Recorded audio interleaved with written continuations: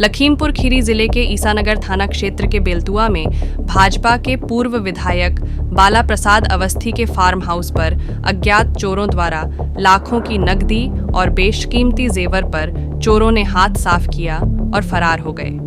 मामले की जांच क्राइम ब्रांच को सौंप दी गई है। भाजपा पूर्व विधायक बाला प्रसाद अवस्थी ने बताया कि उनके फार्म हाउस के चारों ओर सुरक्षा घेरा है। फार्म हाउस के चारों ओर ऊंची ऊंची दीवारें, सुरक्षाकर्मी और सुरक्षा को लेकर फार्म हाउस में कई कुत्ते पाले हुए हैं। बाला प्रसाद अवस्थी ने आशंका जाहिर करते हुए कहा कि उनके फार्म हाउस में घुसे करीब 2 दर्जन चोरों का मकसद चोरी करना नहीं, बल्कि उनकी और उनके पुत्रों की हत्या करने का मकसद था। पूर्व विधायक बाला प्रसाद अवस्थी ने मांग की है कि प्रदेश सरकार उच्च स्तरीय जांच कराकर उनके घर में घुसे चोरों को जल्द से जल्द गिरफ्तार कर घटना का खुलासा करें। भैया, हम इस समय तो अपने महाराज जी से, योगी महाराज जी से यही मांग करेंगे कि 14/15 की रात में 12 साढ़े 12 बजे के बाद 20-25 लोगों से ऊपर जो है हमारे अंदर आए हैं छत के रास्ते से।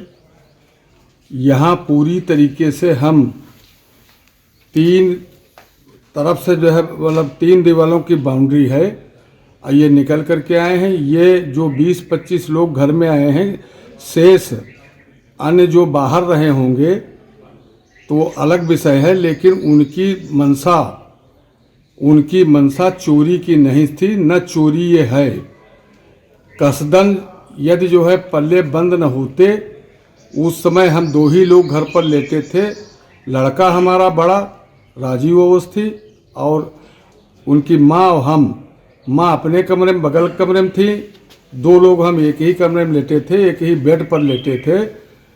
और 12 बजे बाथरूम करके आप वापस आए हैं, फिर जो है लेट गए अंदर, कुंडी बंद के लिए सो गए। और ये बहुत बड़ा साजिश है। और क्या हमारे परिवार साथ कितनी अप्रिय घटना होती यदि कोई घर में निकल करके पूरा घर के ताले और ये सब काटे गए। सामान्य चोरी घटना नहीं है ये, और ये घटना पूरी तरीके से साजिशन परिवार को नष्ट कर देने वाली घटना। कोई बड़ा हादसा हो सकता था, मर सकते थे। जितने लोग यहाँ कोठी के अंदर घुसे हैं, क्या तैयारी थी, कहाँ का गैंग था, कौन किलर था और कौन इसका जो है शूटर था, उसका जो हम यही चाह रहे हैं कि उच्च स्तरीय एक कमेटी गठित हो और वो इस केस को वर्कआउट करे।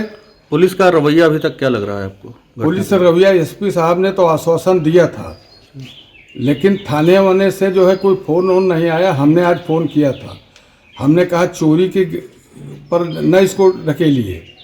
ये हमारे इतने बड़ी जो है सुरक्षा कवच होने के बावजूद हमारी बाउंड्री में 20 और 25 आदमी, हमारी कोठी में सब ताले तोड़ना, लाकर तोड़ना और अंदर घुसना, हमारे कमरे के बाहर गड़ेती लगे रहना संयोग था। और ऊपर वाले का आशीर्वाद था कि उस समय बेटा हम दोनों लोग कोई निकले नहीं, वरना सब मर गए होते। 3 लोग थे, तीनों मर गए होते कल। इसलिए हम अपनी सरकार से, ये हमारे क्षेत्र नहीं जिले की बहुत ही दर्दनाक घटना है, हम मांग करते हैं अपने योगी महाराज जी से कि इसकी उच्च स्तरीय कमेटी बना करके जांच करा दें और ये खुलासा हो जाए कि कौन कौन लोग थे, क्या उद्देश्य से आए थे। वरना निश्चित आप मान करके चलिए, बहुत जल्द हमारे परिवार में यदि इसका खुलासा न हुआ, सुरक्षा के इंतजाम न किए गए, तो निश्चित रूप से ये चोरी नहीं, हत्या हो जाएगी हमारे परिवार की। 2 बेटे हमारे लखीमपुर रहते हैं, उनके परिवार रहते हैं। तीसरा बेटे का भी परिवार लखीमपुर रहता है। यहाँ मात्र परमानेंट हम 2 ही लोग रहते हैं, हम और पूर्व ब्लॉक प्रमुख राजीव अवस्थी। तो किसी समय जो है दोनों में से दोनों या एक मारे जा सकते हैं। इसलिए ये चोरी की घटना को महत्व न दे करके इसको जो है जो भी अपराधी शामिल हुए हैं उनका वर्कआउट होना, क्लियर होना बहुत ज़रूरी है। तब पता चले कि ये कहाँ से योजना बनी, कहाँ से कैसे किससे क्या हुआ, ताकि और परिवार की सिक्योरिटी कैसे क्या की जाए, ये हम महाराज जी से मांग करते हैं की जाए और एक टीम गठित की जाए जो इस केस का ही वर्कआउट करे, क्योंकि ये चोरी नहीं है, ये हत्या का साजिश है।